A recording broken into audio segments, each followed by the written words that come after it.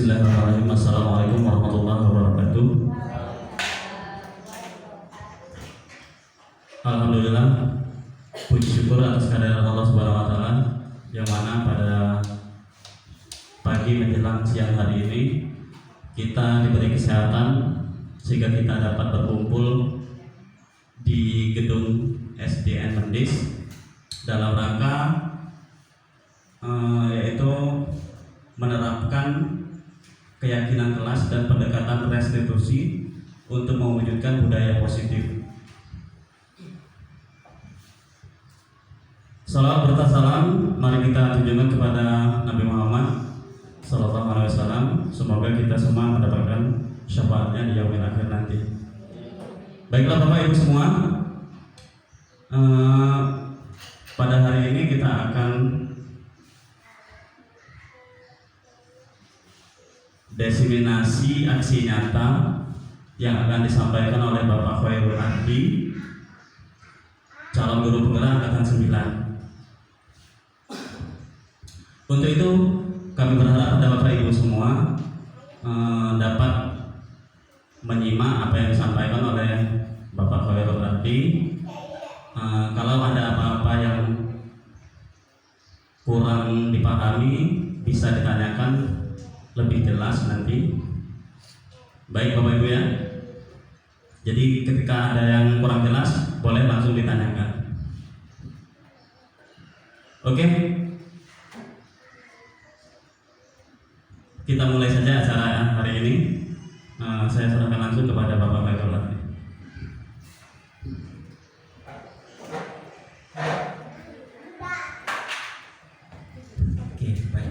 Terima kasih Bapak Trianto. Bapak Ibu, Assalamualaikum warahmatullahi wabarakatuh.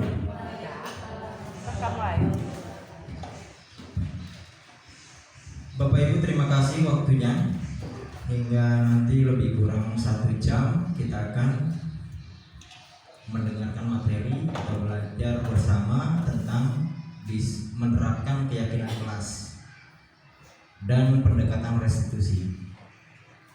Jadi ini salah satu tugas LMS kami dalam di pendidikan guru penggerak angkatan 9. Baik Bapak Ibu, kita langsung mulai saja. Nah, ini saya Khairul Ahdi, bagian dari sini juga. Kemudian pengajar praktik ada Bapak Pardes John dan fasilitator kami ada Pak Hendrawadi. Nah, kami mengingatkan untuk Bapak Ibu bergabung menjadi bagian dari guru penggerak karena sekarang sudah dibuka pendaftaran untuk angkatan 11, sudah dimulai dari tanggal 9 sampai 27 nanti melalui akun SIM PKB Bapak Ibu masing-masing. Baik. Sebelum kita mulai kesepakatan kelas, terima kasih sudah tepat waktu, kemudian dilarang merokok, kemudian menggunakan HP pada saat tertentu, mengajukan tangan atau mengangkat tangan ketika ingin berbicara, selanjutnya berdiskusi, dan terakhir responsibel. Baik, Bapak Ibu, kita mulai dengan disiplin positif dan nilai-nilai kebajikan universal. Dr. William Glasser menerapkan teori kontrol yang kemudian berkembang dan dinamakan choice theory, meluruskan beberapa miskonsepsi tentang makna kontrol. Ya, makna kontrol yang pertama, ilusi guru mengontrol murid. Pada dasarnya kita tidak dapat memaksa murid untuk berbuat sesuatu jikalau murid tersebut memilih untuk tidak melakukannya. Walaupun tampaknya guru sedang mengontrol perilaku murid, hal demikian terjadi karena murid sedang mengizinkan dirinya untuk dikontrol. Nah, kalau selama ini kita menganggap kita bisa mengontrol murid, itu sebuah ilusi menurut Dr. William tadi. Kemudian selanjutnya, ilusi bahwa semua penguatan positif efektif dan bermanfaat. Penguatan positif atau bujukan adalah bentuk-bentuk kontrol. Segala usaha untuk mempengaruhi murid agar mengulangi sesuatu perilaku tertentu adalah suatu usaha untuk mengontrol murid tersebut. Dalam jangka waktu tertentu, kemungkinan murid tersebut akan menyadarinya. Di sini maksudnya penguatan positif, ilusi bahwa penguatan positif misalnya memberikan hadiah. Ayo anak-anak, siapa yang bisa menjawab pertanyaan diberi hadiah permen misalnya. Ya. Itu tidak efektif karena dalam jangka waktu tertentu murid akan menyadarinya. Kemudian selanjutnya, ilusi bahwa kritik dan membuat orang merasa bersalah. Kritik atau hukuman, dan hukuman membuat orang merasa bersalah dapat menguatkan karakter. Menggunakan kritik dan rasa bersalah untuk mengontrol murid menuju pada identitas gagal. Mereka belajar untuk merasa buruk tentang diri mereka sendiri. Mereka mengembangkan dialog diri yang negatif. Kadang kalau sulit bagi guru untuk mengidentifikasi bahwa mereka sedang melakukan perilaku ini, karena seringkali guru cukup menggunakan suara halus untuk menyampaikan pesan negatif. Nah, di sini guru biasanya menggunakan kata-kata sehingga murid merasa bersalah. Misalnya, kamu tidak kasihan sama ibu, ya seperti itu. Nanti kita akan melihat lebih lanjut. Selanjutnya, ilusi bahwa orang dewasa memiliki hak untuk memaksa. Ya. Banyak orang dewasa yang percaya bahwa mereka memiliki tanggung jawab untuk membuat murid-murid berbuat hal-hal tertentu. Apapun yang dilakukan dapat diterima selama ada sebuah kemajuan berdasarkan sebuah pengukuran kinerja. Bisa dibaca Bapak Ibu, kita lanjutkan. Nah, ini William Glasser berkata, kebanyakan kesengsaraan manusia disebabkan oleh orang-orang yang berusaha untuk mengontrol orang lain. Padahal pada kenyataannya satu-satunya perilaku yang dapat dikendalikan adalah perilaku seseorang itu sendiri. Jadi menurut William Glasser, yang bisa mengontrol seseorang itu adalah orang itu sendiri, bukan orang lain. Baik, Stephen R. Covey ada prinsip tentang stimulus dan teori kontrol.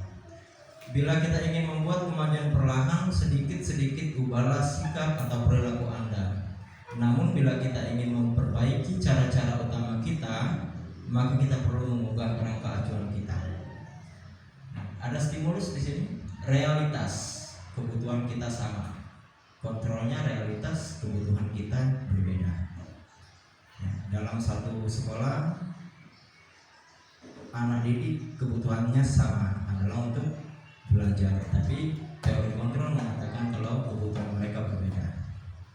Apa itu kebutuhan? Nanti juga kita akan perhatikan. Lanjut, semua orang melihat hal yang sama. Setiap orang memiliki gambaran berbeda.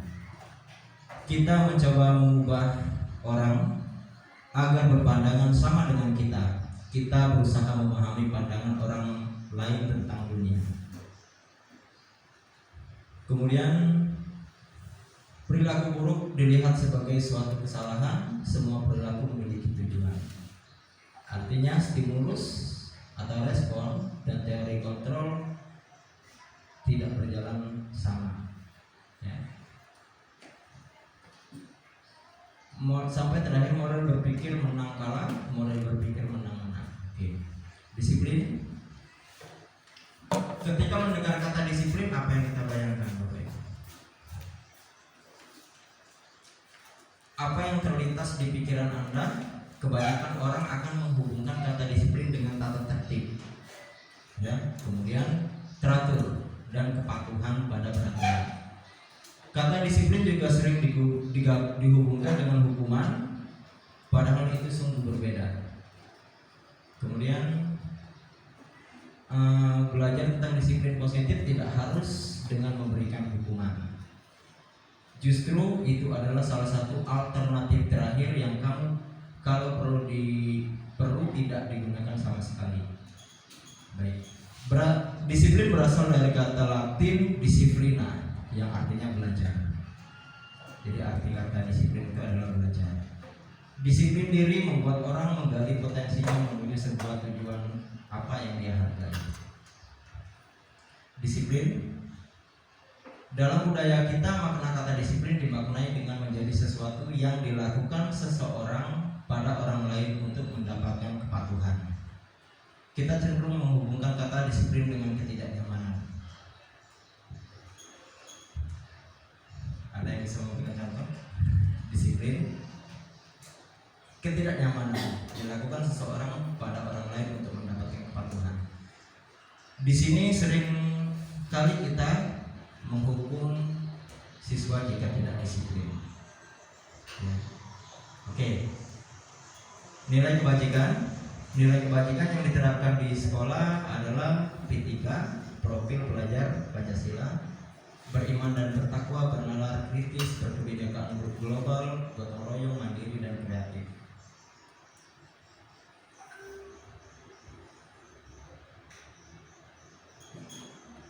Lanjut ya. Sikap murid ini merupakan nilai kebajikan, toleransi, rasa hormat, integritas, mandiri, menghargai, antusias, empati, keingintahuan, kreativitas, kerjasama, percaya diri, komitmen. Kemudian ini 9 pilar karakter: cinta Tuhan dengan segenap ciptaannya, kemandirian dan tanggung jawab, kejujuran, amanah diplomatis, hormat dan santun, dermawan, suka menolong dan gotong royong, percaya diri, kreatif dan bekerja keras, kepemimpinan dan keadilan, baik dan rendah hati, toleransi. Keterampilan hidup: dapat dipercaya, lurus hati, pendengar yang aktif, tidak merendahkan orang lain, memberikan yang terbaik dari diri. Petunjuk hidup: peduli dan sampai ke persahabatan. Ini semua merupakan nilai kebajikan. The 7 essential virtue: empati, suara hati, kontak diri, rasa hormat, kebajikan, toleransi dan keadilan.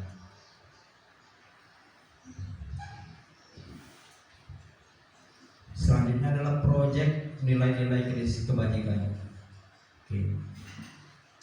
Bisa kita baca saja. Teori motivasi perilaku manusia. Ini motivasi ada yang bersifat eksternal, ada yang internal. Apa saja yang eksternal adalah untuk menghindari ketidaknyamanan. Perilaku manusia untuk menghindari ketidaknyamanan atau hukuman.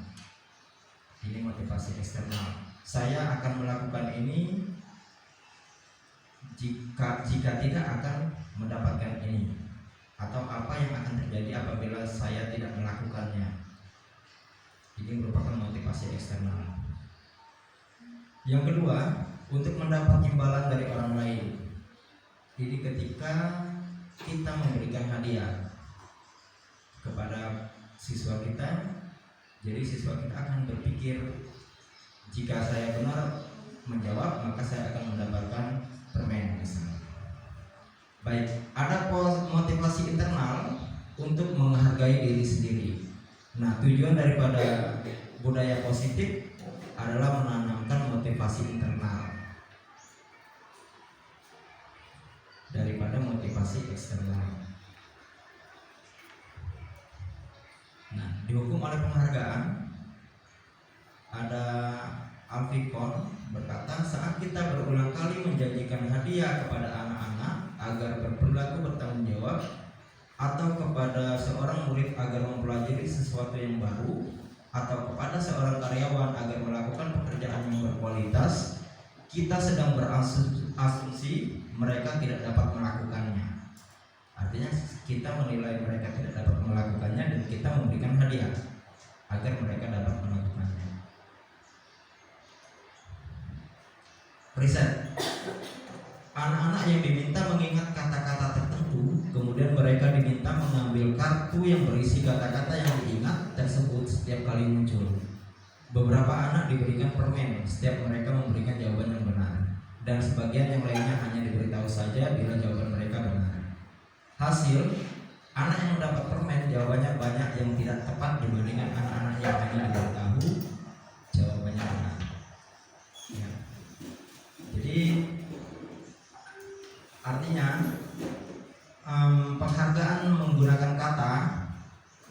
bagus sekali, baik sekali, kamu sudah hebat, itu lebih bermanfaat jika kita memberikan hadiah. Baik, Bapak Ibu, sekarang kita bermain dulu game.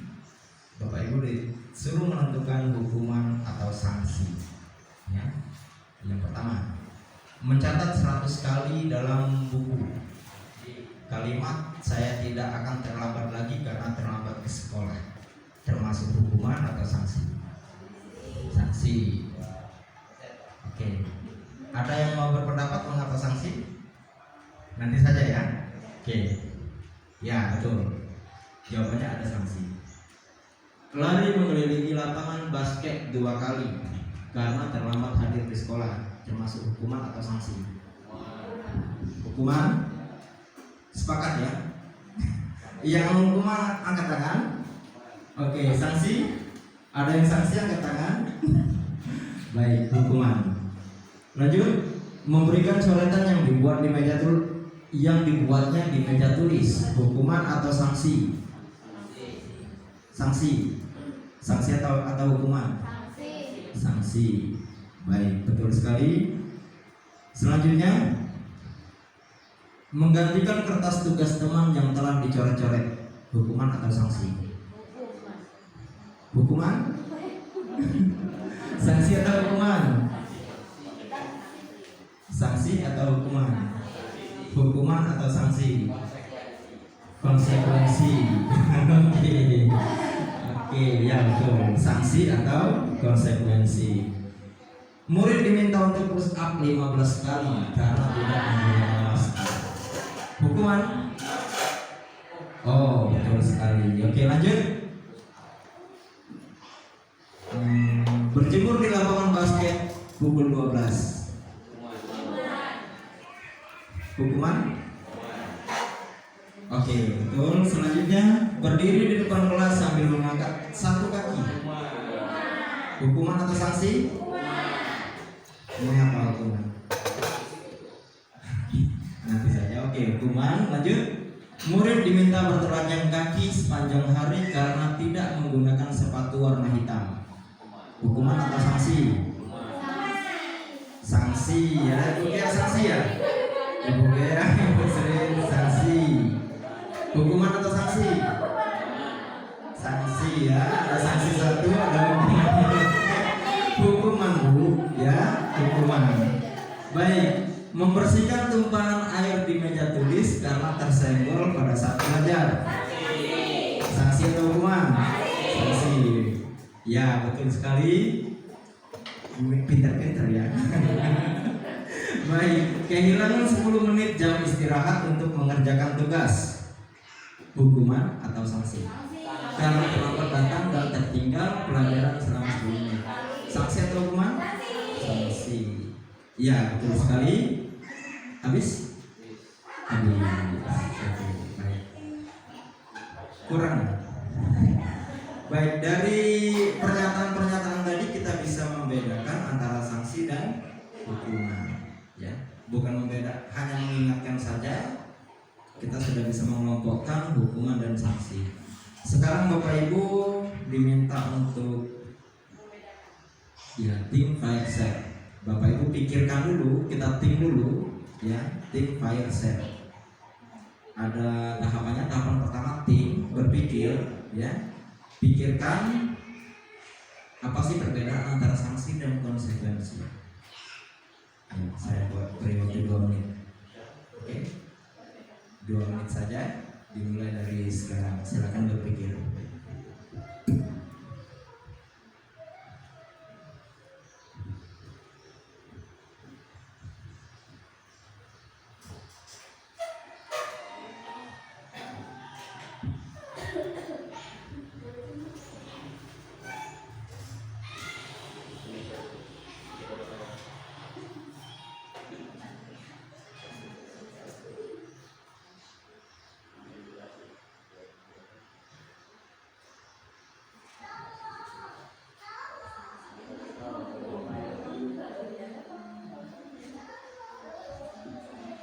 Cukup ya? Cukup. Tahap kedua adalah fire. Fire itu berbicara. berbicara dengan temannya. Silakan Bapak. Yang sebelah kanan dulu ya, yang sebelah kiri saya atau sebelah kanan Bapak Ibu mendapat giliran pertama untuk berbicara kepada teman sebangkunya yang berada di sebelah kiri. Ya, bicarakan apa yang sudah dipikirkan tadi. Ya,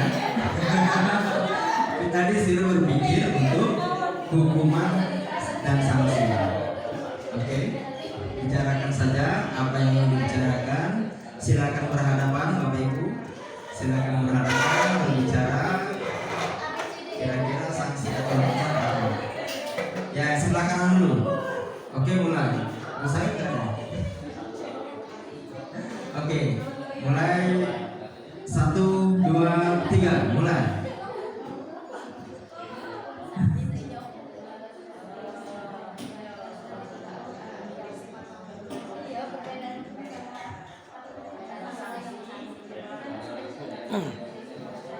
Yang sebelah kanan dulu ya.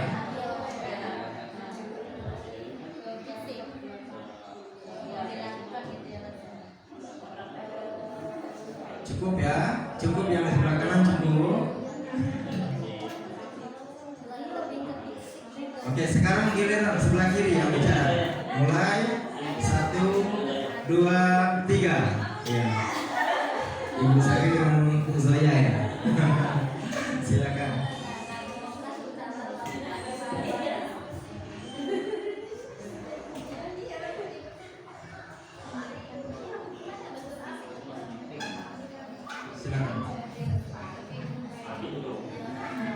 Berbicara dulu yang sebelah kiri.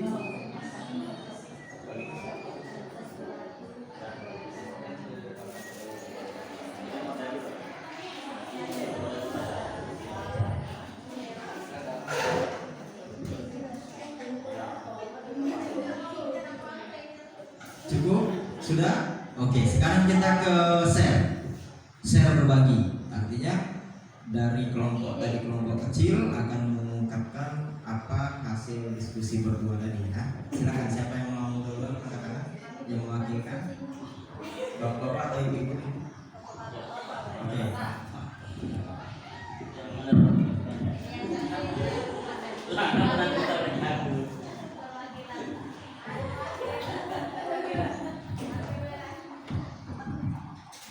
Assalamualaikum warahmatullahi wabarakatuh. Menurut kami ini tadi kan hukuman dan konsekuensi ya atau sanksi. Perbedaan dari kedua ini, kalau hukuman itu menurut saya lebih ke satu arah saja, yaitu ke siswa saja.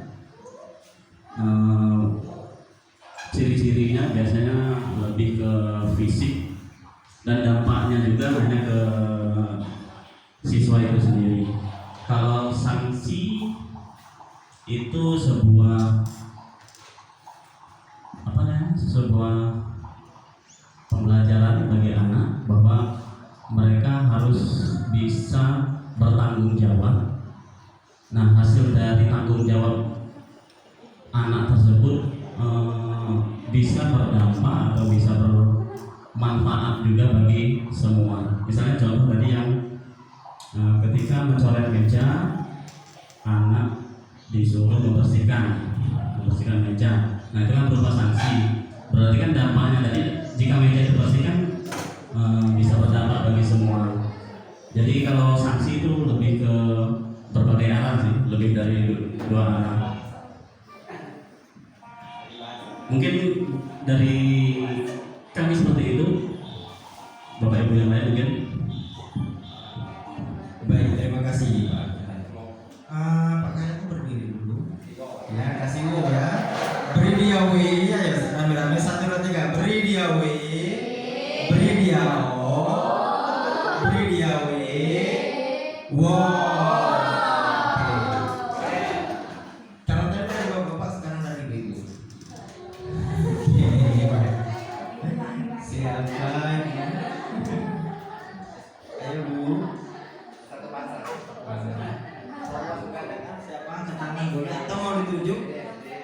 Tunjuk ya. Oke, tunjuk ya.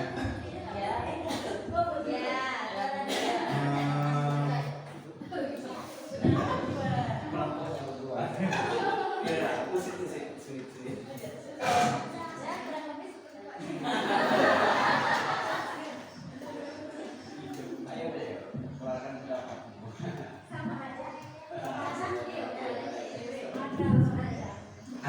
ibu mas mau sama ibu Fitri, ibu Tri, oke, ibu ini anak kalau sama oke.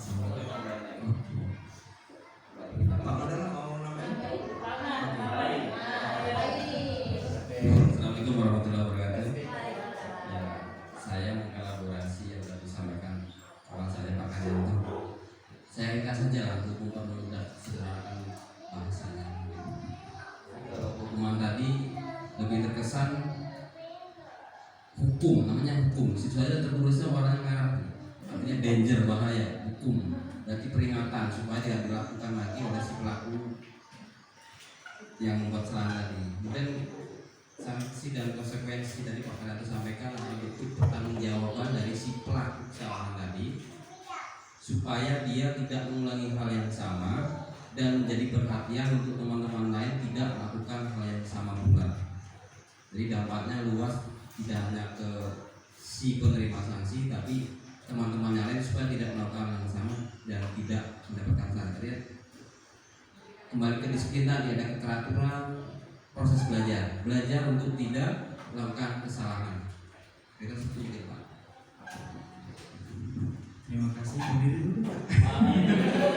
Tepuk salut ya. Beri award tepuk salut. Tepuk salut berdiri Pak. Ayo. Tepuk salut. Salut, salut. Salut, salut. Salut. Oke. Terima kasih Pak Mandala. Jadi Bapak Ibu, kita membandingkan antara sanksi dan hukuman. Ya, betul tadi kata Pak Kanyanto, hukuman itu berdasar hanya pada objek peraturan, ya. Jika melanggar maka dihukum. Ya, hukuman juga diberikan kepada seseorang yang tujuannya apa? Agar tidak mengulangi lagi kesalahan. Hukuman biasanya bersifat fisik, ya. Nah, kalau sanksi atau konsekuensi ini adalah mengajarkan cara bertanggung jawab tadi. Ya. Lanjut. Kita simpan dulu karena nanti ada perbedaan hukuman, sanksi, dan restitusi. Ya. Lanjut, keyakinan kelas. Nah, Bapak Ibu, mengapa keyakinan kelas? Mengapa keyakinan kelas? Kita sudah ada apa? Kita sudah ada peraturan kelas, ya. Kesepakatan kelas. Tadi di awal juga ada kesepakatan kelas. Oke. Mengapa tidak peraturan kelas? Tidak peraturan saja, mengapa harus keyakinan atau kesepakatan kelas? Ya. Mengapa kita memiliki peraturan kelas menggunakan helm bila mengendarai kendaraan beroda 2? Mengapa kita memiliki peraturan harus datang tepat waktu pada saat mengikuti pelatihan? Untuk mendukung motivasi intrinsik, tadi ada 3 ya, motivasi pemberian hadiah, kemudian hukuman, dan motivasi intrinsik. Nah, kalau peraturan harus memakai helm itu ekstrinsik, ya, karena kalau tidak memakai helm akan ditilang. Tilang itu merupakan hukuman. Nah, kita akan mengembalikan ke nilai-nilai mendukung motivasi intrinsik atau ke nilai-nilai atau keyakinan yang lebih menggerakkan seseorang dibandingkan mengikuti serangkaian peraturan-peraturan. Baik, ini contoh peraturan dan perbedaan menjadi keyakinan. Selalu kembalikan buku ke tempatnya. Ini peraturan. Kemudian jika dalam keyakinan adalah bentuk tanggung jawab. Dilarang mengganggu orang lain. Dalam keyakinan menghormati orang lain. Hadir di sekolah 15 menit sebelum pembelajaran dimulai. Menghormati orang lain atau berkomitmen. Dilarang melakukan kekerasan. Keyakinan kelasnya keselamatan dan menghormati orang lain. Dilarang menggunakan narkoba. Keyakinan kelasnya kesehatan, bergantian atau menunggu giliran, menghormati orang lain, bersabar. Gunakan masker, kesehatan, keselamatan. Jangan berlari di kelas atau koridor, keselamatan dan keamanan. Nah, keyakinan kelas, membentukkan keyakinan sekolah atau kelas itu, keyakinan kelas bersifat lebih abstrak. Kalau tadi jelas tidak boleh makan di ruang kelas, tidak boleh berlarian di koridor, ya. Tapi dia lebih abstrak karena dia mengacu kepada nilai-nilai. Kemudian pernyataan keyakinan kelas dibuat dalam bentuk positif, dalam bentuk kalimat positif. Dilarang, tidak boleh, itu tidak digunakan lagi. Tetapi kita mencari kalimat positifnya. Misalnya dilarang merokok. Apa itu kalimat positifnya? Boleh merokok, gitu. Enggak ya, sebaiknya tidak atau menjaga kesehatan tubuh seperti itu. Ya. Kemudian keyakinan kelas sebaiknya sesuatu yang dapat diterapkan di lingkungan sekolah tersebut. Kalau tidak bisa, berarti jangan dibuat peraturan. Keyakinan kelas berupa pernyataan-pernyataan universal, pernyataan yang masih umum. Keyakinan kelas hendaknya tidak terlalu banyak sehingga mudah diingat dan dipahami oleh semua warga kelas. Semua warga kelas hendaknya ikut berkontribusi dalam pembuatan keyakinan kelas lewat kegiatan curah pendapat, kemudian bersedia meninjau kembali keyakinan kelas dari waktu ke waktu. Berikut adalah contoh keyakinan kelas. Setiap kelas 1, contohnya, setiap anggota kelas perlu belajar. Setiap anggota kelas perlu senang. Setiap anggota kelas perlu melakukan tugas. Setiap anggota kelas perlu saling menghargai. Setiap anggota kelas perlu merasa aman. Nah, ini semuanya kalimat positif.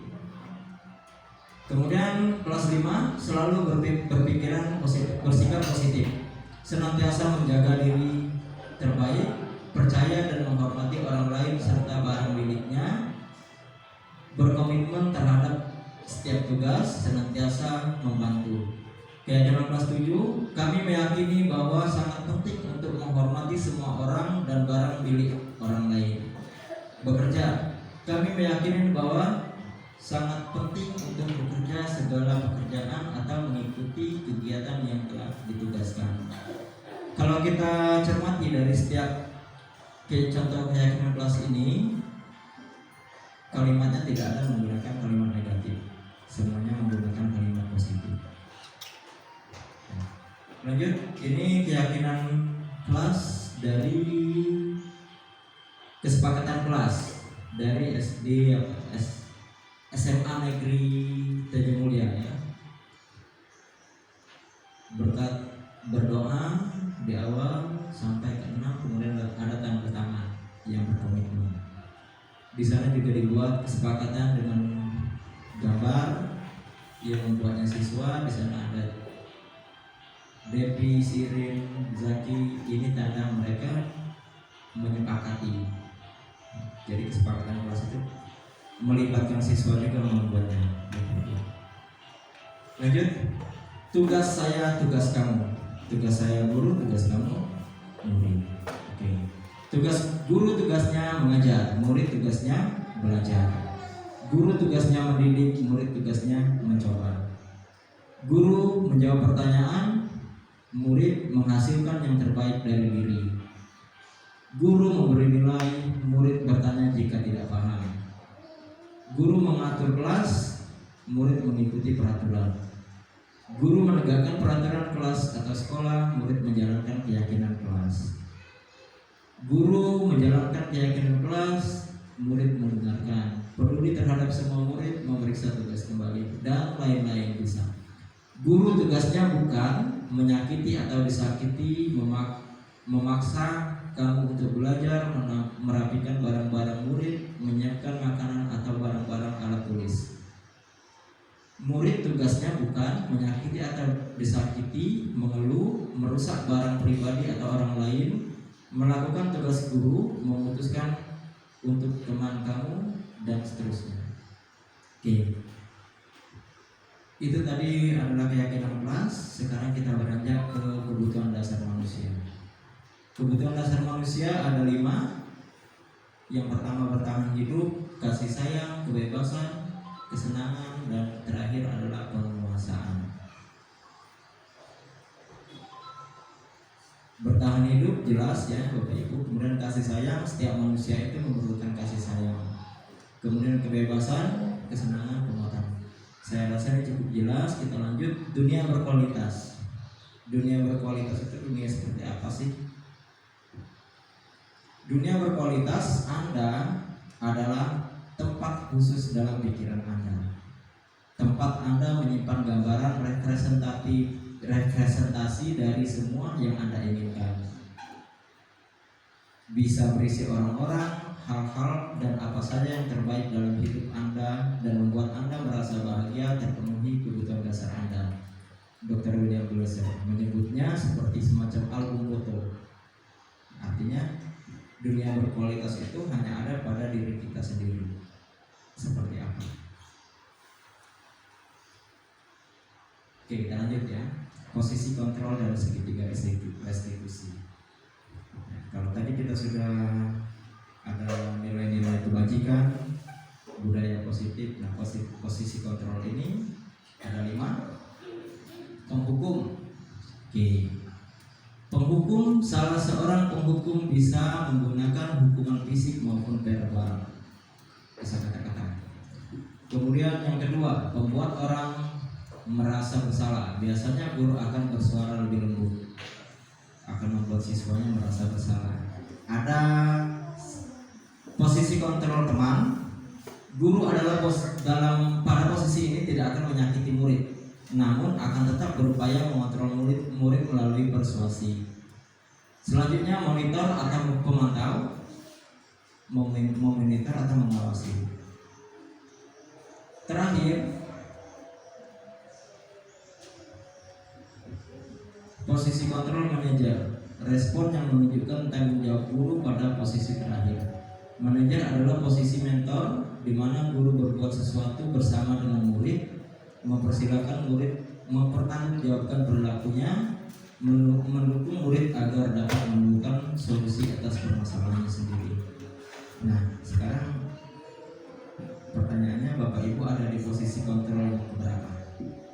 Apakah sebagai teman atau murid atau penghukum, monitor, manajer? Sambil berpikir kita tundukkan azan sebentar.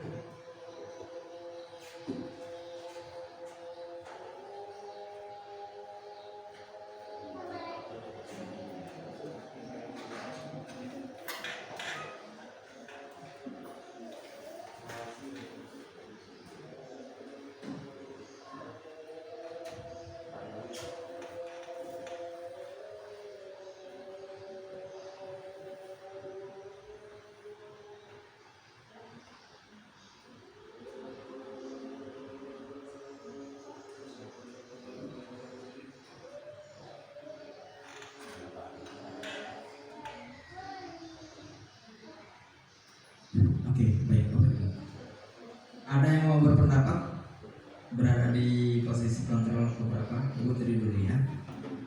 Silakan.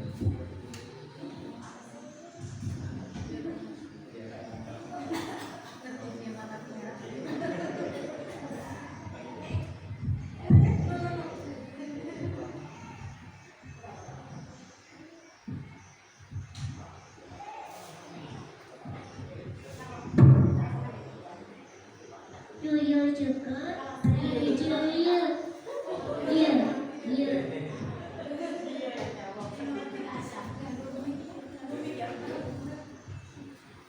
Selamat siang Bapak Ibu. Jangan ngantuk ya. Oke, kalau menurut saya di posisi nomor 3. Ya, pengennya saya sebagai teman. Baik, sebagai teman. Ada lagi yang mau berkomentar? Di nomor berapa? Nomor 5 ya. Oke. Pak Mandaran berada di posisi nomor berapa? Nomor 5. Saya satu. Ya, hukum pernah. 2, 3 pernah, 4 pernah, 5 pernah, saya semua pernah. Cuma sekarang saya di posisi antara 3 sampai 5 lah. Baik, kasih aplaus untuk Bapak Mandaran ya. Bukan karena usia, bukan usia ya. Oke, Pak Kesami. Oke, terima kasih. Kalau monitor atau memantau itu bisa lebih pas. Setidaknya kita sebagai guru yang untuk mengawasi, memang kita tidak mengawasi, tapi setidaknya dari kecil sampai hal terbesar di kelas kita mengetahui. Terima kasih. Kasih aplaus dulu Bapak Ibu untuk Pak Sarpeni. Ya, supaya karena ya, Bapak Ibu, posisi kontrol ini semuanya memiliki kekuatan tersendiri ya. Ada ada positifnya, ada negatifnya. Penghukum bagus nggak? Bagus nggak? Iya, enggak ya? Enggak. Positifnya semua siswa kalau lihat kita apa? Takut, lebih ngeri ya. Kemudian pembuat orang merasa bersalah, gurunya tidak emosi mendekati siswa lemah lembut, tapi anaknya ya. Kemudian teman bagus juga karena gurunya terlihat bergaul dengan sesama siswa. Tapi tidak bagusnya adalah saat nilai positifnya kurang. Siswanya berkomentar atau ngomong dengan kita biasa ya kehilangan masalahnya. Biasanya iya Pak, tapi boy ketemu lalu coy ya. Itu karena posisi kontrol. Oke. Bagusnya di mana kita bergabung, omongan kita didengar, tapi nilai rasa hormatnya yang kurang. Baik. Monitor atau pemantau itu juga bagus, tapi kita hanya memonitor saja, mengawasi saja, tanpa berinteraksi dengan siswa. Manajer yang paling bagus dalam penerapan segitiga restitusi ini, peran manajer yang dikuatkan, karena tidak hanya menghidupkan motivasi, manajer juga bisa menggunakan menggunakan atau mengingatkan siswa apa ada kesalahannya, kemudian mengajak siswa kembali untuk ke jalan yang enggak, maksudnya mengajak siswa untuk membudayakan budaya positif. Oke, kita lanjut. Nah, ini 5 posisi kontrol. Ada identitas gagal, ada berhasil atau sukses, ada berhasil atau sukses. Penghukum dan pembuat orang merasa bersalah. Saya nggak kelihatan seksi. Guru berbuat menghukum. Kalau sebagai penghukum, menghardik, ya, menunjuk, menyakiti, menyindir. Pembuat orang merasa bersalah, guru berceramah dan mengatakan seharusnya ibu kecewa, kamu gak kasihan sama ibu dan lain-lain. Kalau teman membuat alasan-alasan untuk muridnya, kalau pemantau menghitung dan mengukur. Ini identitas berhasil, termasuk berhasil, tapi kontrolnya dari luar, bersifat eksternal. Kalau manajer mengajukan pertanyaan-pertanyaan, ya, nanti kita akan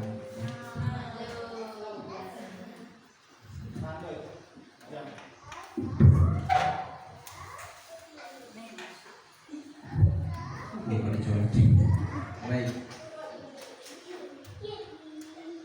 Guru berkata, kalau penghukum ini, kalau kamu tidak melakukannya, awas ya, rasakan. Sebagai pembuat merasa bersalah, kamu seharusnya sudah tahu, ibu lelah sekali mengatakannya, ibu stres. Karena sebagai teman, ayolah lakukan ini demi ibu. Masa kamu tidak mau? Ingat tidak ibu pernah bantu? Nah, itu sebagai teman. Mengungkit-ungkit. Kalau pemantau, apa peraturannya? Siswa mengingat. Kemudian kalau sebagai manajer, apa yang kita yakini? Apa yang kita yakini? Apa yang bisa kita kerjakan untuk memperbaiki masalah ini? Itu manajer. Apa yang kita yakini ini menguatkan siswa kepada keyakinan kelas. Kemudian apa yang kita bisa kerjakan ini membantu siswa untuk berbuat lebih baik lagi. Kemudian hasilnya, siswa akan memberontak, menyalahkan orang lain, berbohong supaya dia nggak kena hukuman, dia berbohong. Kemudian menyembunyikan, menyangka, berbohong juga. Kalau sebagai teman, ketergantungan. Kalau tidak didampingi, maka dia tidak akan melakukan. Pemantau menyesuaikan diri bila diawasi, hanya bila diawasi saja. Ada katanya,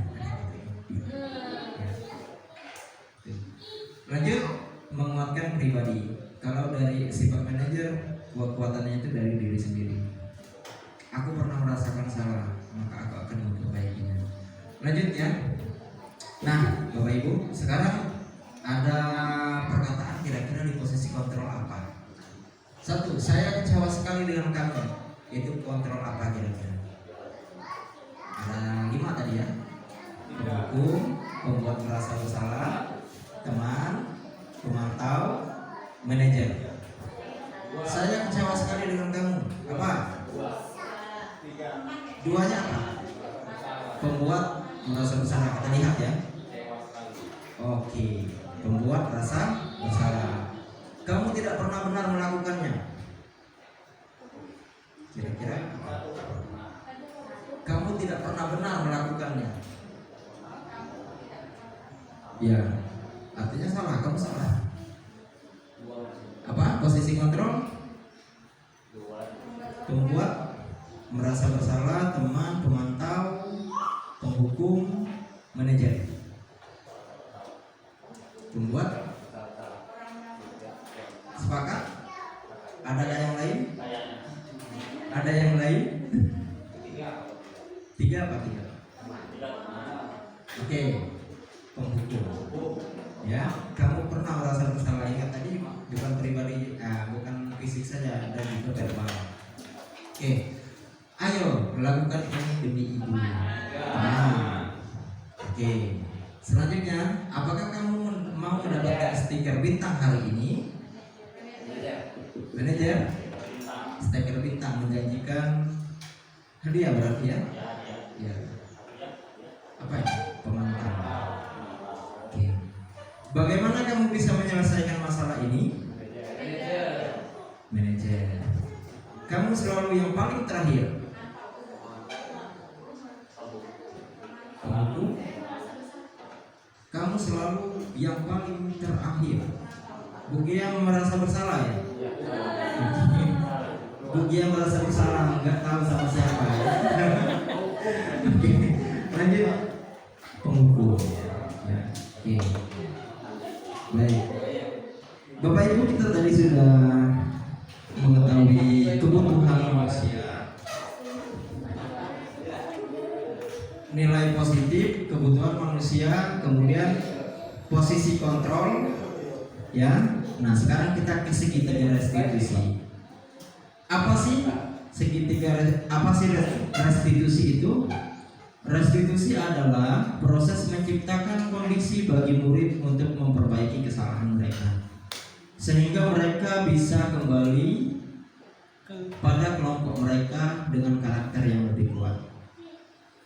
Restitusi juga merupakan proses kolaborasi yang mengajarkan murid untuk mencari solusi untuk masalah mereka dan membantu murid berpikir tentang orang seperti apa yang mereka ingin menjadi, atau tujuan mulia, dan bagaimana mereka harus memperlakukan orang lain. Ini Gosen 2004. Apa ibu saya? Oke, Bapak Ibu, ada 9 ciri restitusi. Yang pertama adalah bukan untuk menebus kesalahan, namun untuk belajar dari kesalahan. Yang kedua, memperbaiki hubungan. Ketiga, tawaran bukan paksaan. 4, restitusi menuntun untuk melihat ke dalam diri. 5, restitusi mencari kebutuhan dasar yang mendasari tindakan. 6, restitusi diri adalah cara yang paling baik. 7, restitusi fokus pada karakter bukan tindakan. 8, restitusi fokus pada solusi. 9, restitusi mengembalikan murid yang berbuat salah pada kelompoknya. Jadi murid yang berbuat salah tidak dipisahkan dari kelompoknya, dikembalikan lagi. Oke, kita tadi sudah mengenal hukuman, sudah tahu apa itu konsekuensi, dan ini dikenalkan juga dengan restitusi. Baca ya, kecil ini. Oke, hukuman sesuatu yang menyakitkan harus terjadi. Identitas berhasil bisa menggunakan sanksi tadi atau restitusi. Sesuatu yang harus terjadi, restitusi merupakan pilihan, terjadi atau tidak akan terjadi lagi. Kemudian tidak nyaman untuk murid atau anak untuk jangka waktu panjang. Tidak nyaman untuk murid atau anak untuk jangka waktu pendek. Kalau ini jangka waktu panjang, karena siswa murid yang kita hukum akan teringat kembali. Wah, aku pernah menjewer Pak Ardi gara-gara nyigitin sepatu misalnya. Kemudian korban mendapatkan keadilan. Kalau sanksi, korban bisa diabaikan. Kalau restitusi, korban mendapatkan ganti. Murid atau anak akan disakiti. Murid atau anak, kalau hukuman murid akan disakiti. Sanksi, murid atau anak dibuat tidak nyaman. Kalau restitusi, murid atau anak mendapatkan penguatan. Perilaku pasif agresif meningkat. Pada sanksi, penguatan hanya bertahan dalam jangka waktu pendek. Kalau restitusi, masalahnya terpecahkan. Kemudian hukuman, peraturannya adalah kamu harus. Kalau sanksi, apa peraturannya?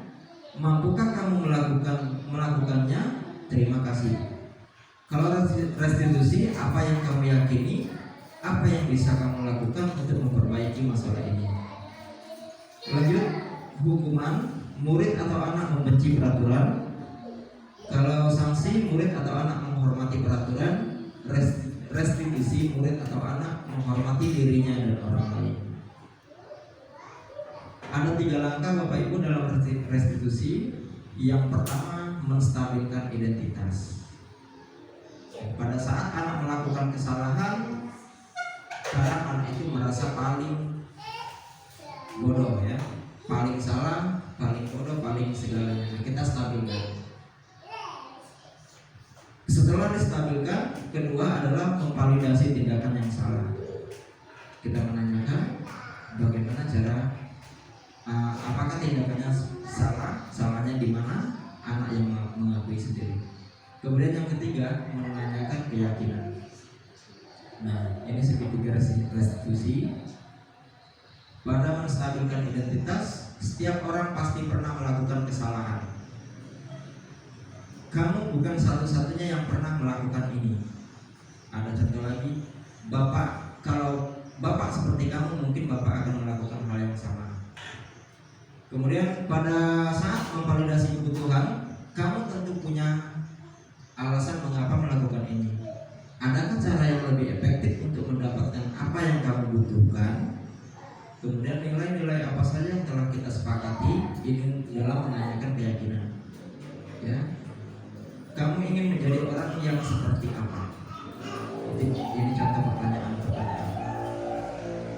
Lanjut, pada saat menstabilkan identitas, guru berkata, berbuat salah itu hal yang manusiawi. Tidak ada manusia yang sempurna. Bapak atau ibu juga buat salah. Kemudian kita pasti bisa menyelesaikan permasalahan ini. Kemudian bapak ibu atau ibu tidak tertarik untuk mencari tahu siapa yang benar, siapa yang salah. Bapak atau ibu lebih tertarik untuk menyelesaikan masalah. Kemudian kalau kamu menyalahkan dirimu sendiri terus-menerus, apakah kamu bersikap baik pada dirimu sendiri? Validasi kebutuhan. Ini yang kita tanyakan pada anak didik ya. Kamu bisa saja kamu melakukan hal yang lebih buruk, tapi kamu tidak melakukannya kan? Kamu pasti punya alasan mengapa melakukannya. Apa yang penting bagi kamu? Kemudian kamu boleh tetap berusaha menjaga sikap itu, tapi tambahkan sikap yang lain, yang baru. Nah, pada saat inilah kita memvalidasi kebutuhan mereka, menanamkan sikap positif lainnya. Kemudian maukah kamu belajar cara lain untuk mendapatkan yang kamu butuhkan tanpa harus memukul, misalnya. Kemudian apakah kamu bisa melakukan dengan baik, lebih baik besok lagi? Yang terakhir, menanyakan keyakinan. Guru berkata, apa nilai yang kita percaya di kelas atau sekolah kita? Ini kesepakatan kelas tadi. Kemudian nilai-nilai universal apa yang telah kita sepakati? Kelas yang ideal itu seperti apa sih? Kamu ingin menjadi anak seperti apa? Apa yang kamu rasakan ketika kamu melakukan itu? Kamu menjadi orang yang seperti apa? Nah, hampir di akhir, Bapak Ibu, semangat ya.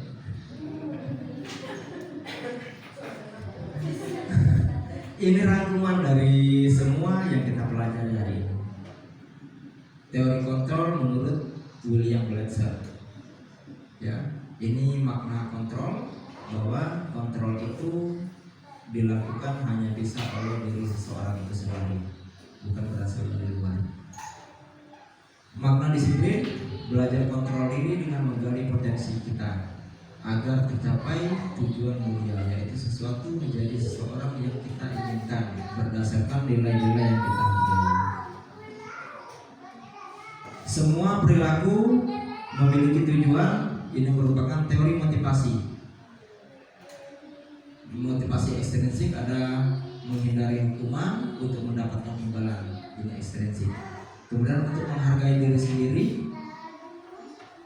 motivasi ekstrinsik, nilai-nilai kewajiban universal, keyakinan kelas.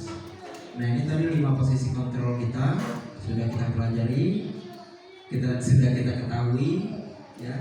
Sebenarnya kita semuanya sudah ya. Di kelas, di praktik, secara praktik semuanya, saya yakin ini semuanya pernah melakukannya. Tapi kita kuatkan lagi yang 5 posisi kontrol ini adalah untuk manajer, baliknya ke segitiga restitusi. 5 kebutuhan dasar. Oke. Segitiga restitusi ini tidak hanya kesalahan siswa yang dilihat, tapi kebutuhan dasar peserta didik juga diperhatikan. Baik, Bapak Ibu, kita mempunyai video ya, kita tonton sebentar. Ini contoh dari segitiga restitusi praktiknya.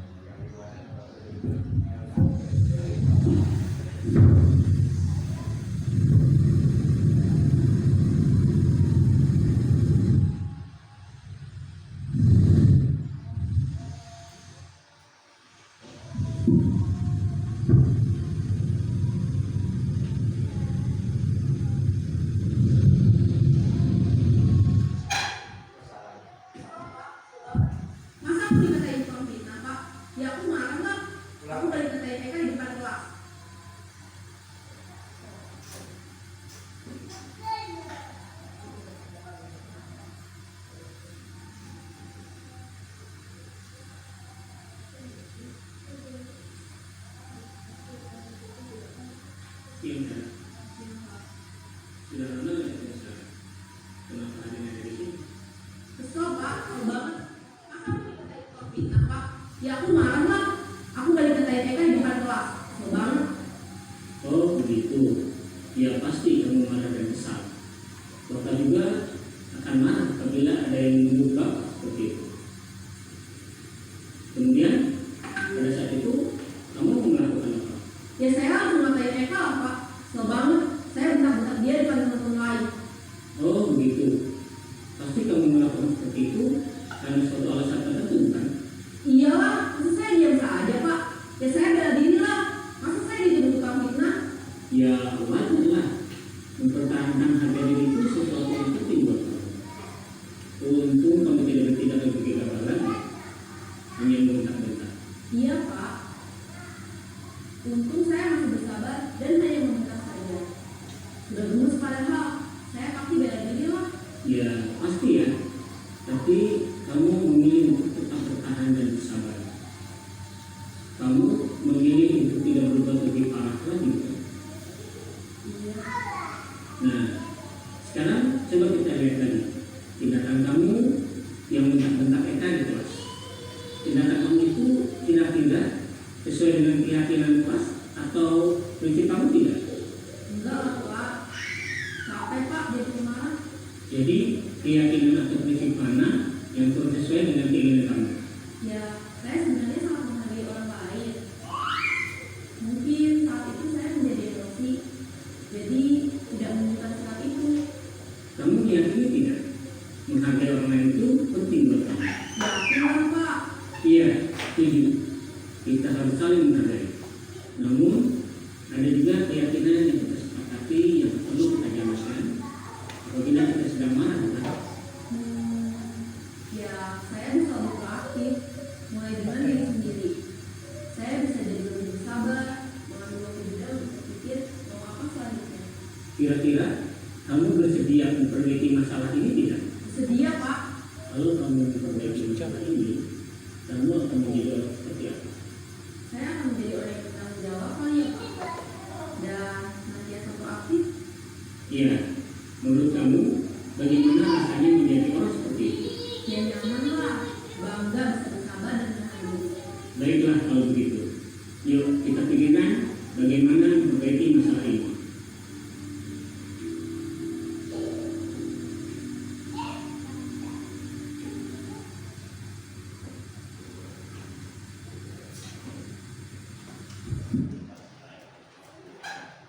Oke, Bapak Ibu, dari video tadi sudah tergambar ya apa itu restitusi. Oke, baik. Nah, ini ada kasus Ibu Dani sedang menjelaskan pelajaran bahasa Inggris di papan tulis. Namun beliau memperhatikan bahwa Fajar malah tidur-tiduran dan tampak acuh tak acuh pada pelajarannya. Fajar, coba jawab pertanyaan nomor 3. Maju ke depan dan kerjakan di papan tulis. Fajar pun tampak malas-malasan maju ke depan dan sampai di depan papan tulis, Fajar pun hanya diam terpaku sambil memegang buku bahasa Inggrisnya dan memainkan spidol di tangannya. Ayo Fajar, makanya jangan tidur-tiduran. Lain kali perhatikan. Sudah sana, duduk kembali. Kira-kira siapa yang bisa? Fajar pun kembali duduk di bangkunya. Hal seperti ini sudah seringkali terjadi pada Fajar. Seperti tidak memperhatikan, acuh tak acuh, dan nilainya pun tidak terlalu baik untuk pelajaran bahasa Inggris. Pada saat ditegur oleh Ibu Dani, Fajar hanya menjawab, "Tidak tahu Bu." Ibu Dani pun menjawab lirih, "Gimana kamu Fajar? Kamu tidak kasihan sama ibu ya? Ibu sudah capek-capek mengajarkan kamu.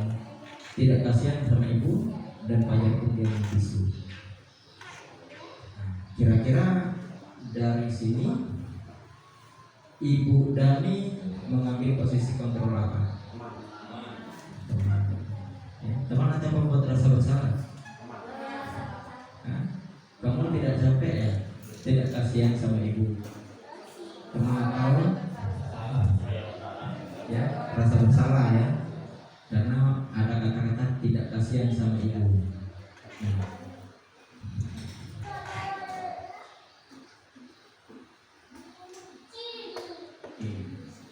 Dan kasus ini kalau dibuat segitiga restitusi bisa ya, dipanggil, ditanyakan apa tadi segitiga restitusi, menstabilkan identitas, kemudian menanyakan, memvalidasi tindakan yang salah, dan menanyakan keyakinan. Baik, Bapak Ibu, hasil dari hari ini semoga kita bisa menerapkan di kelas kita masing-masing budaya positif, ya, keyakinan kelas. Kemudian Bapak Ibu juga memecahkan masalah dengan menggunakan segitiga restitusi. Budaya positif kelas telah menjadi kebiasaan secara konsisten bagi seluruh warga sekolah. Maka suasana pembelajaran yang menyenangkan, nyaman dan berpihak pada murid akan terbentuk, sehingga profil belajar Pancasila akan terwujud. Merdeka menurut Ki Hajar Dewantara, merdeka itu artinya tidak hanya terlepas dari perintah, akan tetapi juga cakap cakap buat memerintahkan diri sendiri. Oke, sampai sekian Bapak Ibu. Terima kasih atas waktunya. Saya kembalikan lagi ke Bapak narasumber. Oh ya, sebelumnya ada pertanyaan. Saya pernah di akhir. Kalau sudah di akhir udah grogi. Saya ada pertanyaan nggak, Bapak Ibu?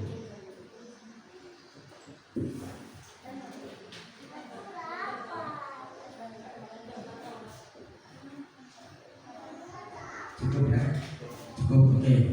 Terima kasih Bapak Ibu.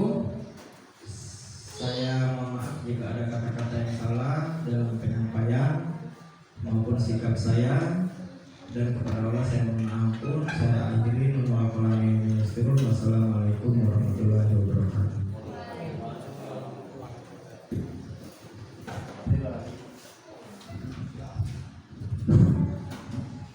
Baiklah Bapak Ibu semua, demikianlah tadi acara aksi nyata yang disampaikan oleh Bapak Khairul Ardi selaku calon guru penggerak angkatan 9. Semoga apa yang disampaikan beliau tadi bisa kita pahami, bisa kita terapkan di kelas kita masing-masing, dan semoga apa yang disampaikan tadi yang jelas bermanfaat untuk kita semua. Baiklah Bapak Ibu semua, marilah kita tutup acara ini dengan melafazkan lafaz hamdalah. Alhamdulillah. Oke, saya akhiri. Sebelum saya akhiri, saya mohon maaf apabila ada kata-kata yang kurang berkenan, dan kepada Allah saya mohon ampun. Assalamualaikum warahmatullahi wabarakatuh.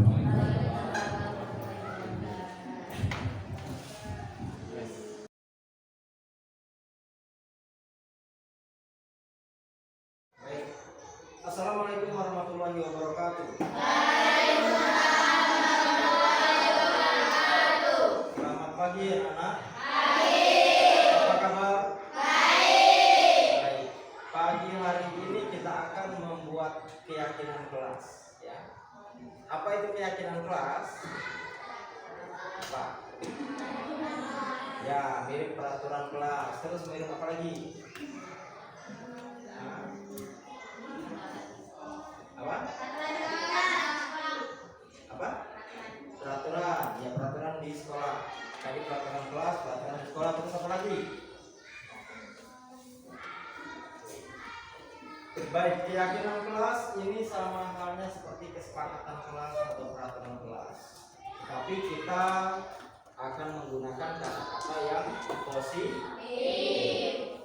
Kemudian kita akan membuat peraturan ini secara bersama.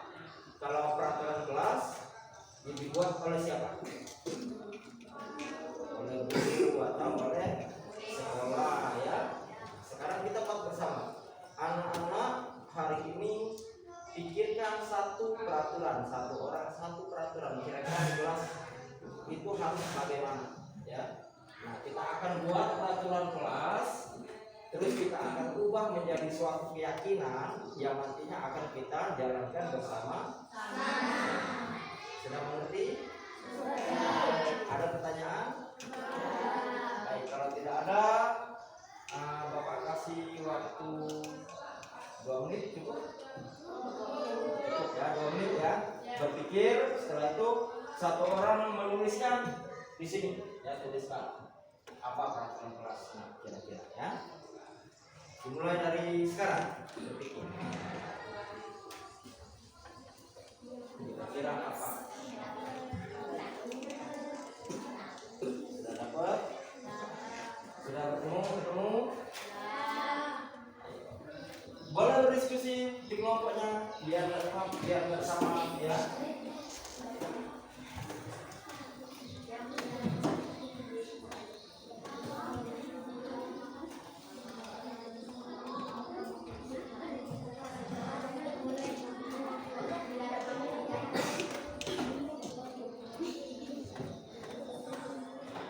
Oke, ketemu? Sudah? Pak, mulai dari kelompok berapa yang mau maju? Kelompok berapa? Kelompok satu silakan satu-satu. Tuliskan.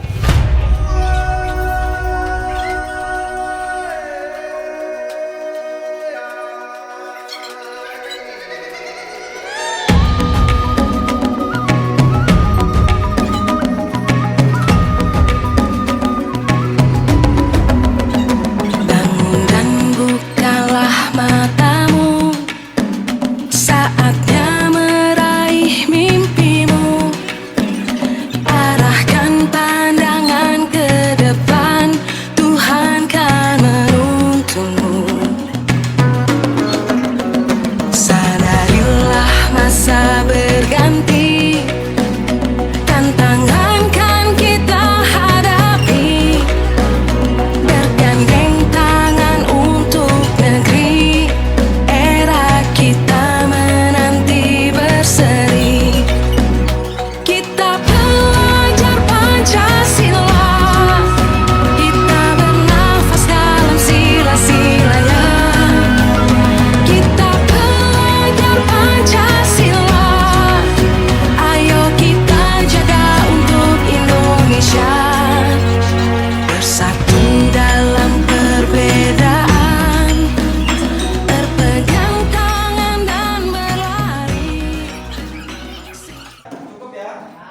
Oke, sekarang Pak bacakan satu persatu. Salim tolong.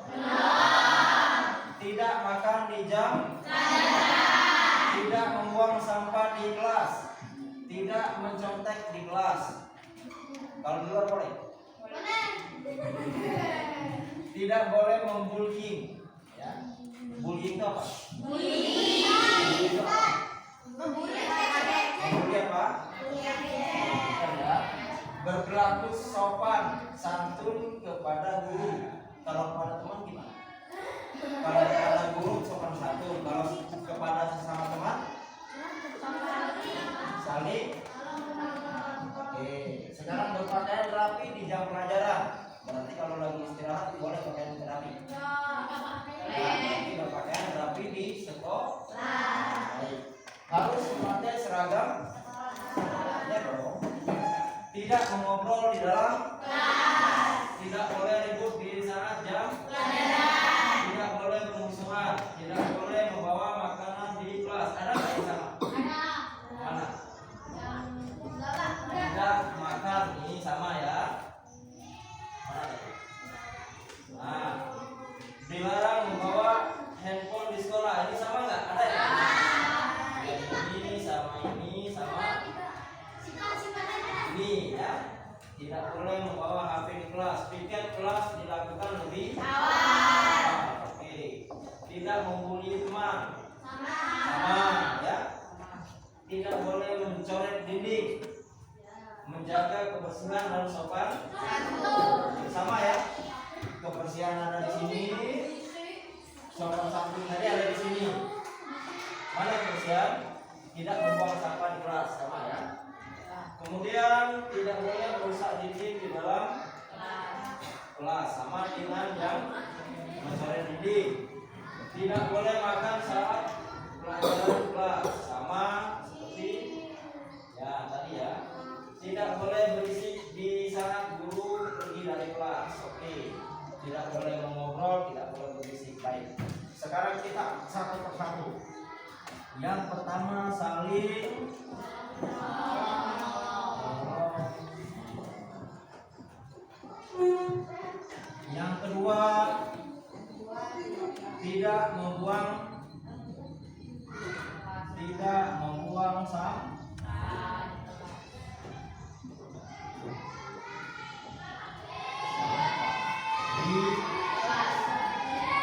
Yang ketiga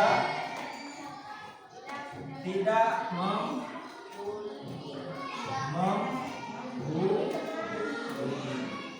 empat tidak mencontek. Terus yang kelima saling menghormati, sama seperti nomor 6 berpakaian rapi. 7 tidak membawa HP. Nomor 8 dilarang membawa pukul, sama tidak boleh rusak dinding, ya, tidak merusak dinding. 9 tidak makan minum, boleh tidak makan atau minum di kelas. Minum boleh ya? Boleh minum, tidak makan saja. Oke. 10 apa? Tiket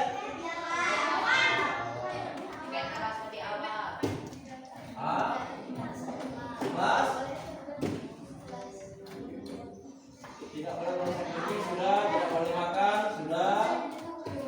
Dilarang membawa HP, sudah. Tidak membawa makan di kelas, sudah. Tidak boleh bermusuhan. Oke. Tidak bermusuhan. 12 lanjut. Apa lagi? Habis?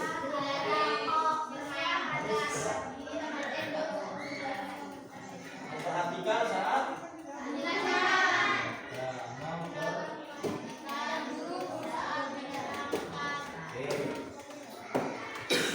ini adalah kesepakatan peraturan kelas yang telah kita buat bersama. Sekarang sudah dikelompokkan. Sekarang kita pikirkan, kalau tidak boleh itu menggunakan kalimat positif atau negatif? Tidak boleh kok positif. Tidak boleh berarti kalimat negatif. Nah, kita kelompokkan ke peraturan kelas itu menjadi sebuah nilai kebajikan. Tahu nilai kebajikan? Nilai kebajikan itu adalah nilai-nilai yang baik, ya. Saling tolong menolong, artinya bagus ya, tolong menolong. Saling tolong menolong, arti ini nilai kebajikannya merupakan rasa hormat atau enggak? Enggak, saling tolong menolong. Oke, kita langsung ya, tolong menolong merupakan suatu nilai kebajikan. Tidak membuang sampah di kelas, artinya nilai kebajikannya apa? Kebersihan. Tidak membuli, nilai kebajikannya kalau kita tidak mencela teman-teman kita berarti kita memiliki rasa hormat. Tidak mencontek. Nah, azab tidak mencontek apa namanya? Nilai kebajikannya. Tidak mencontek ayat berarti bertanggung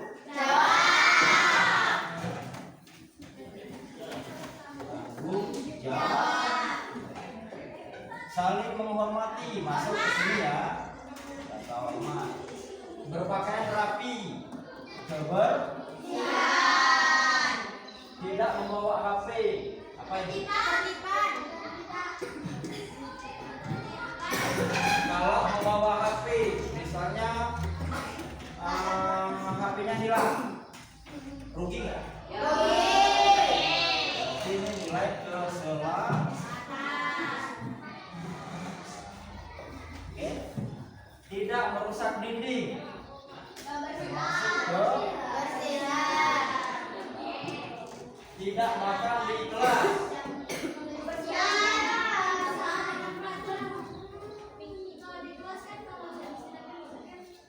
Di kantin makan. Ya, berarti menjaga kebersihan. Oke. Piket lebih awal. Demikian juga ya. Terus tidak bermusuhan. Rasa hormat dan keselamatan.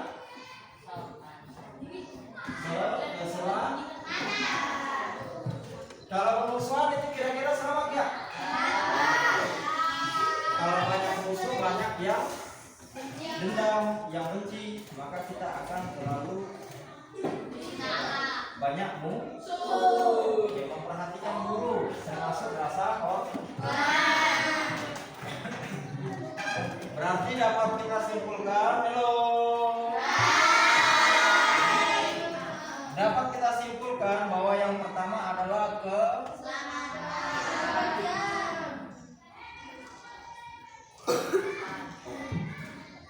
kemudian lanjut dengan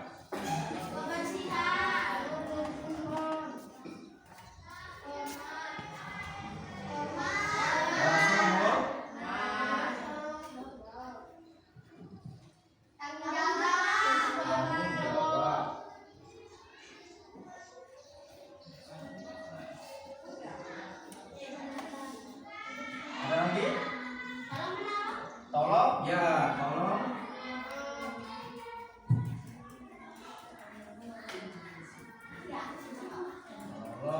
Kemudian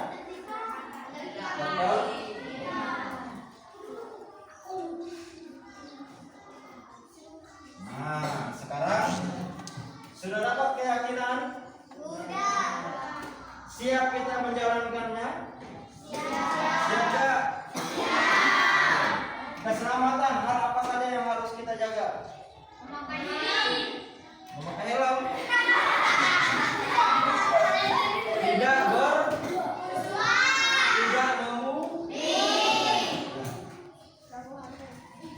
Membuli menimbulkan musuh menimbulkan mengancam keselamatan. Hormat, tidak bersopan, saling menyayangi. Oke, kebersihan ya, tidak membuang sampah, tidak makan di dalam kelas, kemudian tidak kebersihan, datang lebih awal, tidak mencoret-coret dinding. Ada lagi yang bisa? Ya, berpakaian ya. Oke, sepakat? Bisa kita yakini? Bisa. Yang kompak dong. Bisa kita yakini? Iya. Itu sekarang maju satu-satu buat nama dan tanda tangan kalian di sini. Ya. Siapa yang mau mulai? Kelompok berapa?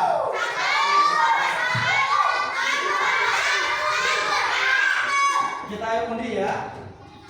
Mana? Undi ya. Oke. 1, 2, 3, 4. 1, 2, 3, 4. Satu perwakilan satu-satu ke depan. Enggak.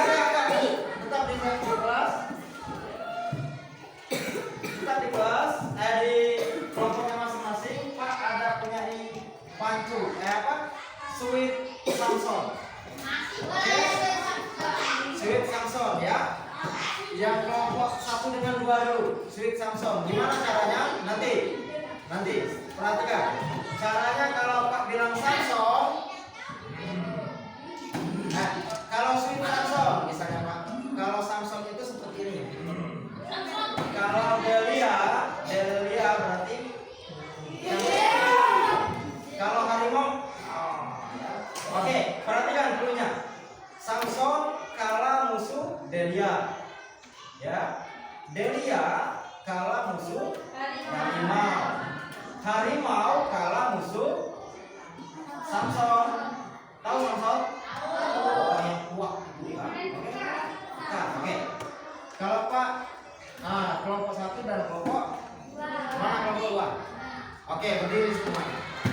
Berdiri di sini kelompok 1. Kelompok 1 di sini. Di depan. Kelompok 2 di sini. Kelompok 2 di sini. Diskusi, silakan berdiskusi.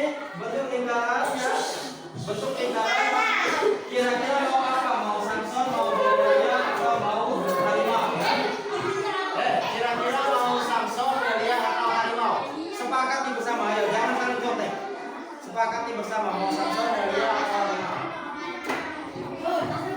Oke, siap. Hitungan ketiga ya. Hitungan ketiga ya, semuanya ekspresikan. 1, 2, 3. Ayo, cepat. Yang ini kalau di hitungan ketiga seperti ini. Kalau misalnya Samson, kalau Delia,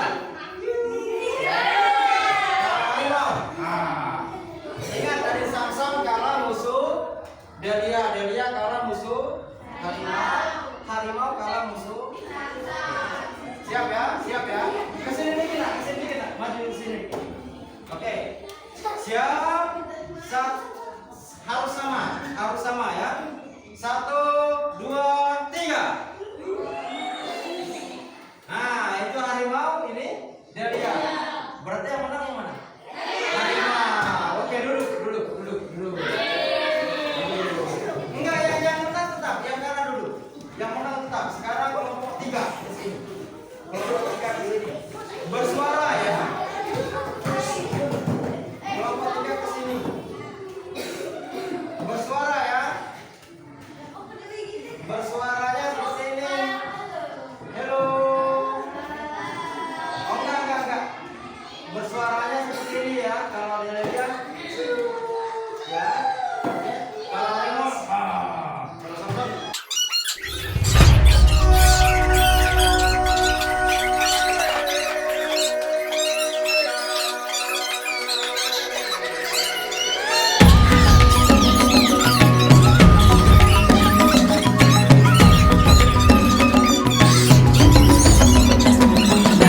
Dan bukalah matamu, saatnya meraih mimpimu. Arahkan pandangan ke depan, Tuhan kan menuntunmu. Sadarilah masa berganti, tantangan kan kita hadapi. Bergandeng tangan untuk negeri, era kita menanti berseri. Kita belajar Pancasila, kita bernafas dalam sila-silanya. Kita belajar Pancasila, ayo kita jaga untuk Indonesia. Bersatu dalam perbedaan. Kita sudah menentukan keyakinan kelas. Kamu sudah menyepakati dan semoga kita ke depannya nanti bisa untuk apa? Untuk lebih baik untuk menjalankan keyakinan.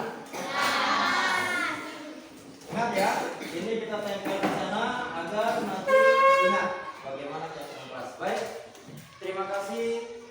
Sampai di sini perjumpaan kita. Pak Tutup, wassalamualaikum warahmatullahi wabarakatuh.